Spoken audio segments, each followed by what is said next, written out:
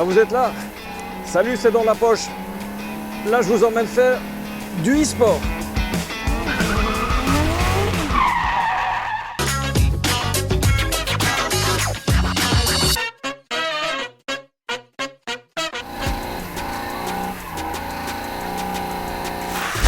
Vous avez le permis? Moi oui.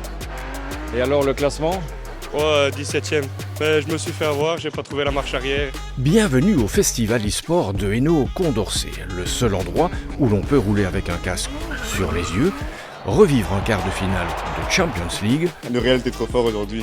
ou jouer avec des pluches comme des enfants. Alors non, on ne joue pas avec des peluches, on préfère quand même jouer avec des ordinateurs, c'est un peu plus simple quand même. Plus simple façon de parler.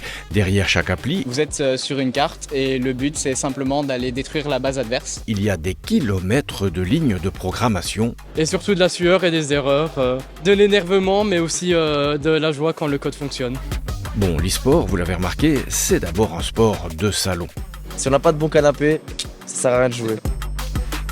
D'ailleurs, le canapé, je sais pas s'il est à vendre ou pas, mais ça m'intéresse. Mais de plus en plus, il s'érige en sport à part entière. C'est pas seulement mettre son derrière dans un fauteuil.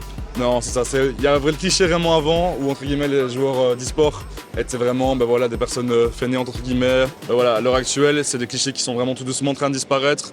Déjà, il y a de plus en plus de filles dans l'e-sport, c'est quelque chose de vraiment de super positif. Il y a beaucoup plus aussi de joueurs e-sport qui sont sportifs. Ce qui est super important, c'est d'avoir un bon train de vie, du coup, c'est-à-dire bien manger, une bonne hygiène de vie, faire du sport, etc. Et c'est pas vraiment être sur son écran, manger n'importe quoi et jouer toute la journée. À côté des amateurs purs, il y a de vrais compétiteurs, comme Henri, le Lukaku de FIFA 2024.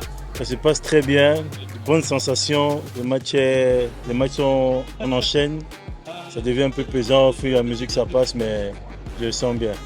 Et pour ceux qui veulent encore plus d'adrénaline, il y a des championnats Ouais, il y a des championnats du coup étudiants, du coup qui ont lieu ici de février jusqu'à mai. et aussi des clubs comme le Watt de Charleroi. Watt du coup c'est une organisation e-sportive, une communauté. Donc on est présent dans la compétition Benelux sur League of Legends et on a aussi une communauté, donc un serveur Discord qui regroupe plus de 4000 personnes et où on organise des compétitions en ligne durant toute l'année. Et si l'objectif c'est de lancer vraiment une association e-sport à Condorcet l'année prochaine. Et puis il y a ceux qui ont carrément fait de l'e-sport leur métier. Je fais des services événementiels comme ça, du Mario Kart, du Tekken, du FIFA, je viens avec mon matos et j'organise des tournois pour toute activité. Donc si on s'ennuie au bureau l'après-midi, on peut faire appel à vous? Oui, bien sûr, ouais. Un team building, pourquoi pas, je peux vous faire découvrir des jeux. Et oui, l'e-sport, c'est bien plus qu'un monde virtuel. Oui, on fait énormément de rencontres. Nous, c'est plutôt rigolo. On a commencé l'organisation avec des Français parce que on était en ligne, donc on ne savait pas qui on avait de l'autre côté du micro. Et on a commencé à créer des liens, on a organisé des rencontres. On s'est rencontrés une première fois à Disneyland Paris. Et on en est au point que ici, au mois de juillet, avec des membres de l'organisation, on va aller en vacances en Espagne. On va passer des moments ensemble. Et je pense même qu'il y a moyen que j'ai rencontré plus de personnes grâce aux jeux vidéo que dans les différentes autres activités que j'ai fait. Donc clairement, faire des rencontres, on en fait beaucoup.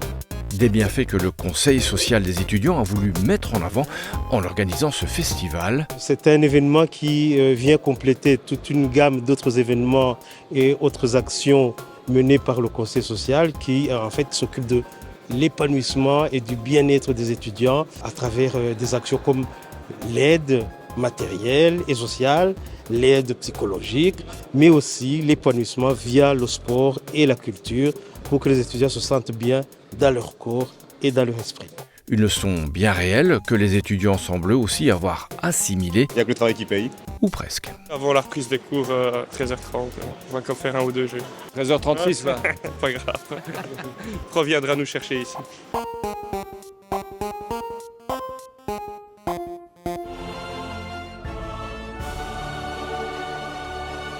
Bon là je suis passé au foot avec le duel des deux Sporting, Charleroi contre Anderlecht.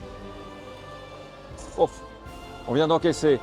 Ça m'a donné faim, j'ai envie d'une bonne crêpe et je connais un bon endroit à Montigny-sur-Sambre. On y va? Pour trouver des bonnes crêpes, il faut aller dans cette pizzeria. Vous êtes ici à la Pizza del Tiglio. Maxime et Tracy m'accueillent généreusement et nous avons une belle collaboration. Donc j'utilise leur cuisine pour préparer mes crêpes et mes galettes bretonnes. Et la Bretagne, Sylvie connaît bien. Je suis originaire de Brest, la pointe du Finistère, bien venteuse et pluvieuse, dans laquelle je me retrouve ici. Mais avant de mettre la main à la pâte, Je suis ingénieure. Je travaillais dans l'agroalimentaire pendant 20 ans et j'ai décidé de me reconvertir, qui me permet d'être plus proche de ma famille, de moins voyager. Et donc c'est mon fils qui m'a donné l'idée, tout simplement. Pendant la période Covid, j'ai recommencé à lui faire des crêpes, j'ai eu du temps. Et je voyais vraiment qu'il appréciait, donc je me suis dit pourquoi pas essayer, que faire pour une Bretonne, des crêpes. et Sylvie n'est pas venue les mains vides. Ça c'est les Made in Brittany, effectivement, elles viennent de Quimper, ces biligues. Allez, on récapitule. Une idée du fiston, du matériel breton, et quoi, un petit coup de pouce wallon? Oui, en fait, je suis accompagnée par Azimut, une structure d'autocréation à l'entreprise. Je pense que j'aurais déjà arrêté au moins 10 fois ce projet si j'avais pas été accompagnée. Aujourd'hui, c'est une petite production que je fais pour la ferme du Mostici. Je dois en faire une petite 50aine de chaque. La particularité de cette activité, c'est vraiment que je produis les crêpes de froment et les galettes de sarrasin et je les vends en sachet au restaurant ou en distribution. Ils ne sont pas garnis. Chacun peut les garnir chez soi comme il veut. Alors je donne des petits conseils de recettes. D'autant que les crêpes se plient à toutes les envies. Pour régaler ces DLP, ici, je vous ai prévu une petite poêlée de champignons au lardon. pour changer des tartines à la récré, Et je la place dans la boîte à collation. ou pour remplacer, pourquoi pas, les tortillas. Inspiration mexicaine en salé, alors j'utilise l'avocat dans la galette traditionnelle, jambon, œuf, fromage, et j'aime bien déposer un petit peu d'avocat aussi sur la galette. Le tout accompagné de cidre ou de tequila. Alors du cidre pendant et de la tequila après. Et comme Sylvie a travaillé dans la recherche, elle adore faire des expériences. Oui, ça c'est un essai sans gluten, parce que je suis moi-même intolérante au gluten et au lactose. Et donc là, j'ai fait cette recette qui s'étale relativement facilement et que je pourrais donc déguster moi-même.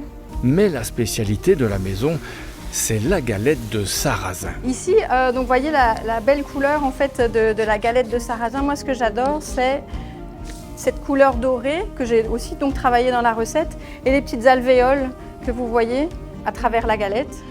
C'est vraiment ça qui donne le moelleux et le gourmand ainsi que l'odeur. Si elle reste trop grise, trop pâle, on n'a pas ces saveurs qui se développent de caramélisation, de petites noisettes, ce petit goût noisette comme ça. Allez, trêve de gourmandise, on laisse Sylvie à ses biligues. Au revoir, Kenavo, et à la prochaine à Véchal. Voilà, c'est dans la poche, c'est terminé. On se retrouve la semaine prochaine et d'ici là, jouez bien. Ciao.